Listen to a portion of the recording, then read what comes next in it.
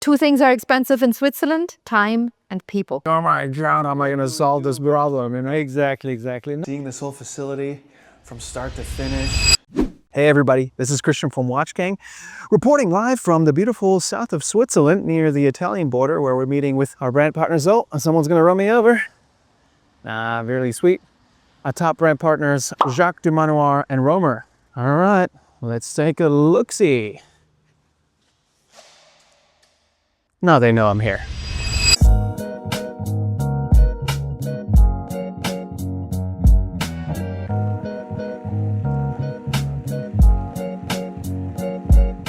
Wonderful Shanti is going to give us a tour today, correct? Absolutely. Let's do it. And thanks for being here. Yeah, what we'll do is we'll really follow the flow of the watch production. What do we do here? We make watches, Swiss-made watches. Swiss-made watches have to follow the Swiss-made regulation, which means 60% of the watch head value has to be Swiss, okay? So this means a lot of operations are happening within this building. First of all, the watch case factory, which is the first part of what we will be seeing today. And it's where we produce watch cases, watch case backs. So going from there, we will move into watch assembly. So we've got some components that we need to buy from the outside, other things we have made. So we bring all of that together, and we've got the watch production and the water testing and all of that part. Finally, logistics, a watch warehouse, and how that all is then shipped off to the customer. So it's really the history of the watch, okay? Where are we now? We are in the beginning of the watch case factory. Right on this side is actually, we're looking at the quality department. There is really a lot of different tests that we do in-house that are important before we even start with our production. So we've got, for example, we receive materials, steel bars, but we need to make sure, is it the correct steel? Is it the right material? In that case, what we do is we've got an X-ray machine, and it will tell us the exact composition of that material. Cool. To check it. And even more cool, Christian, we can actually trace that material, that original steel bar, all the way to the end product. Two things are expensive in Switzerland: time and people. So we need to make sure that we're as efficient as possible, and we get machines to help us with the processes. Sounds good. We can start from a steel bar, so 1 meter long. And you can imagine that this is good because I've always got material on stock. So I can always just, okay, I've got something, I've got some prototypes, I've got whatever I want to start a production, I can always do it from a steel bar. Or I can produce from a blank. A blank is a rough cutout of what I'm wanting to produce. So if I'm working from a blank, of course, I'm going to be faster in my machining operations, because here I first have to reach this level, right? But the blank comes with tooling. So the tooling will take time to produce, and it will have a cost. Okay.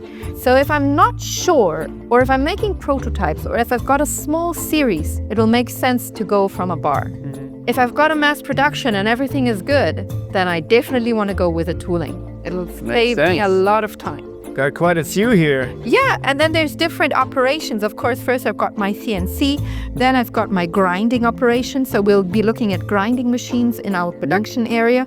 Then all the finishing, so the polishing, the brushing, and finally the assembly of the watch case. Cool. Right? We have two main departments in our machining operation. Okay. So we've got the prototyping department, and we've got the CNC department. Okay, so this is the first step. Prototyping, like the word says, it's small series. Okay. Yeah. And the idea behind it is, if I'm making 3,000 whatever bezel cases on this side, I don't want to stop the production to maybe make 25 seats here, but those pieces are maybe urgent for some. Right. So I want to make sure that I've got a separate flow for those, and that they can always be made independently. And then here we've got our main operation happening. So I was explaining to you about working from a bar. Yeah. So for certain components, it's very efficient. These will be case backs. Okay. And you have to imagine, again, we've got the from this side, sorry. Yeah. We've got the 1 meter long bar, and then we cut that bar as if it was bread, right? Just cut in the slices, and then we can start the machining. So they've already worked the inside area, and then they'll be now concentrating on this outer area. But you can still tell that it was originally a bar. That's really cool. You will see later on the different bars with the different type of steel. I don't care. More soft powder, yellow. Nice. Whoa. Pretty unique here. It's a lot going on. So again, when we receive material, we will analyze it, make sure that it's the right one. Yeah. It will get a color so that we're sure that we're not going to be mixing anything up. Yeah. And and this will follow. So a specific loft will be produced with a specific bar, and then it will just move on.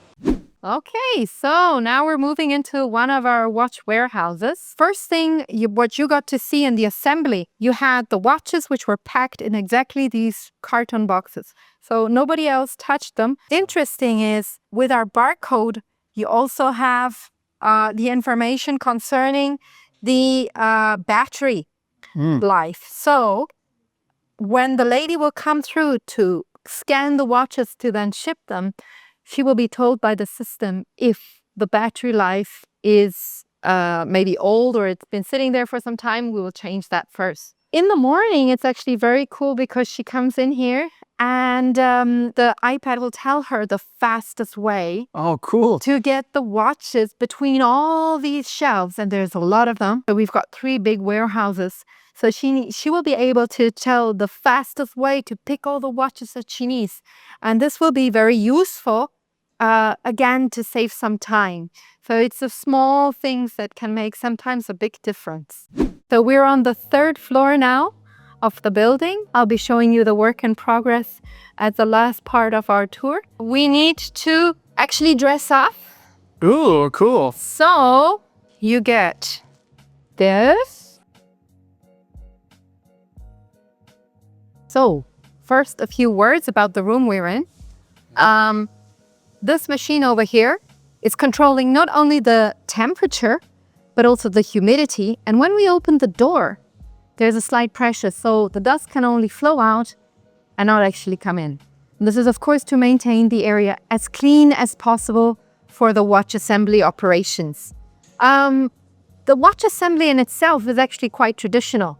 We start with the setting of the dial on the movement, then we move on to the hands. Finally, that module is being placed in a case. Case is closed. We now have a watch head.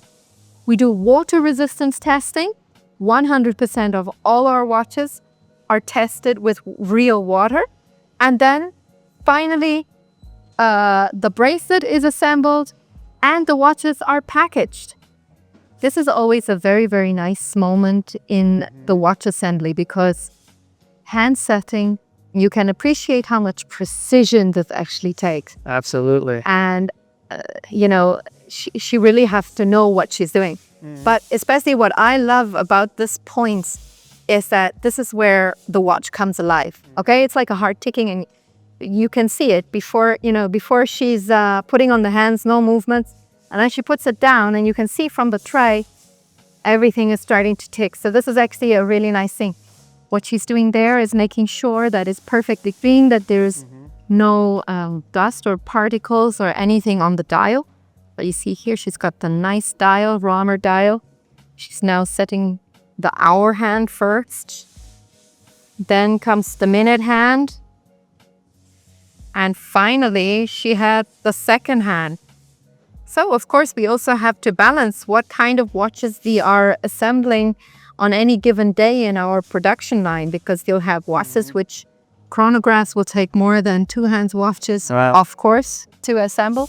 Okie dokie. That was pretty cool, huh? Seeing this whole facility from start to finish. Wow. Everybody's so nice here.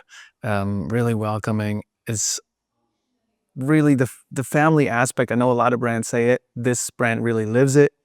So there you have it. Roamer, Jacques Du Manoir, JDM. Check those out. Watchgang.com. See you there.